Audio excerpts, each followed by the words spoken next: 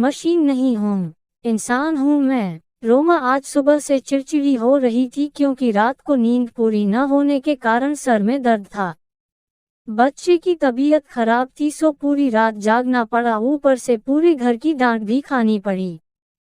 4 दिन से सब हल्ला मचा रहे थे कि छोले भटूरे बना दो। मम्मी पापा जी के लिए सादा खाना बनाया और बाकी सब के लिए छोले भटूरे। उसका बिल्कुल भी मन नहीं था, फिर भी बना दिए क्योंकि पति रोहित ने कह दिया था।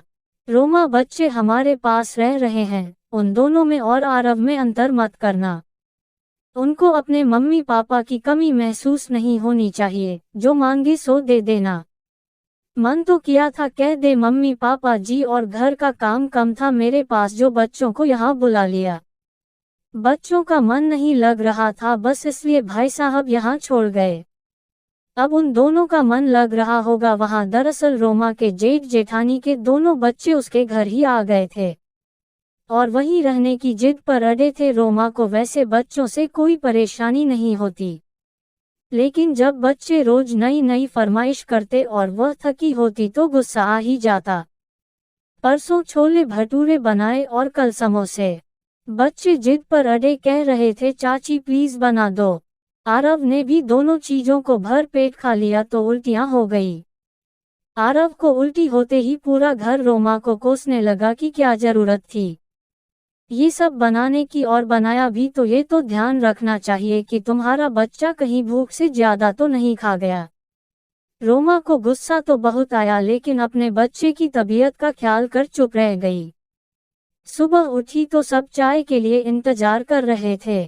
किसी ने ये नहीं सोचा कि रात भर सोई नहीं तो कोई चाय ही बना दे।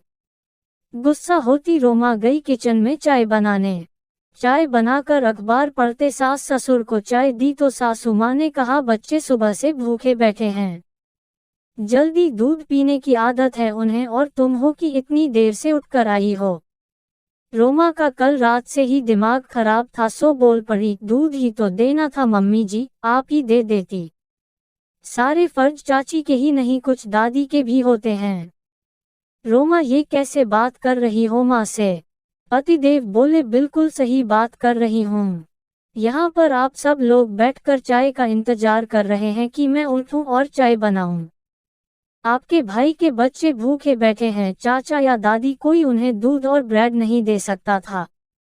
सबको पता है आरव की कितनी तबीयत खराब रही, रात भर नहीं सोया।